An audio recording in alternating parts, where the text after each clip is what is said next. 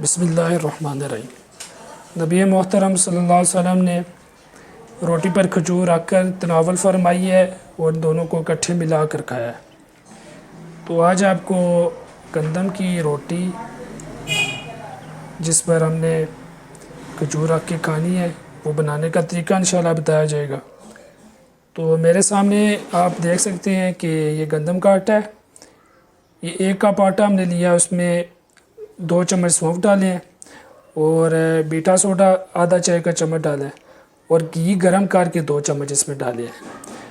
और इस कप में हमने 1 कप में पानी में शक्कर डाला है और इसके साथ हम गूंद देंगे आटे के साथ और इसको तकरीबन 1 घंटे के लिए छोड़ देंगे।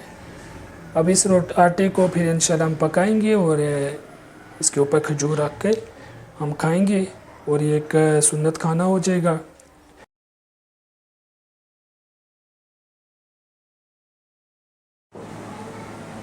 गंदम का जो आटा हसन तैयार कर लिया था तो वो उसको हमने गूंदा है, 1 घंटा रखा है तकरीबन।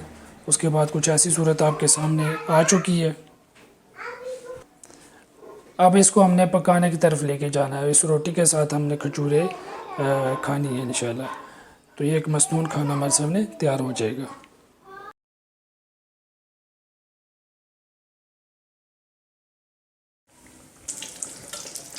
लीजिए जी, ये जो हमारे सामने आप रोटी थी गंदम की, उस आटे को तकरीबन 1 घंटा रखने के बाद हमने पकाना शुरू किया।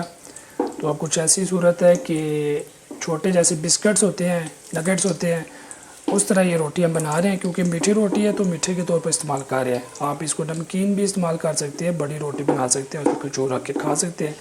तो ये आपके सामने पक रही है। जब पक जाएगी तो इसकी सूरत कुछ ऐसी हो जाएगी जैसे कि आप देख सकते हैं।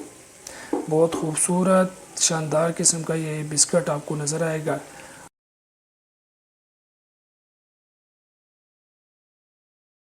तो गंदम की मीठी रोटी पकने के बाद हमारे सामने आ चुकी है। इसको हमने खजूर के साथ सर्व करना है। उम्रा पे जाएं आपके साथी अहबाब तो वहाँ से आला हर किस्म की खजूर लेकर आएँ और इस रोटी के साथ आप खाएं सुन्नत की नियत से।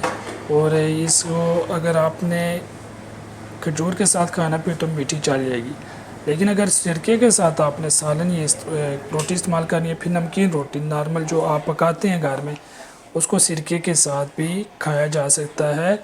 और ये एक मुस्तकिल मुकम्मल खाना है रोटी का सिरके के साथ, क्योंकि सिरका मुकम्मल सालन है तो उसके साथ भी इस्तेमाल किया जा सकता है। अब सोचने की बात है कि जब हम सिरका के साथ खाएंगे दुनियावी और अखरवी फ़वायद हमें मिलेंगे और हमारा जो है ना कॉस्ट इफ़ेक्टिव भी होगा। आजकल जो एक महंगाई का तूफ़ान है उसमें गरीब अमीर सारे परेशान हैं, तो उसकी परेशानी से भी बचा जा सकता है। तो इसको कहते हैं रसूलुल्लाह सल्लल्लाहु अलैहि वसल्लम की सुन्नत में दुनिया और आखिरत की खैर। तो उम्मीद है कि इस तरह की रेसिपी आपको इंटरनेट पर देखने को नहीं मिलेगी। ये बनाने का मकसद था कि आपको ये चीज़ पता लग जाए, ज़िंदगियों में आ जाए, नबी मोहम्मद के साथ मोहब्बत का इजहार हो जाए और हमारी सेहत भी बने और आखिरत भी बने। इजाज़त चाहता हूँ। अस्सलामु अलैकुम व रहमतुल्लाह।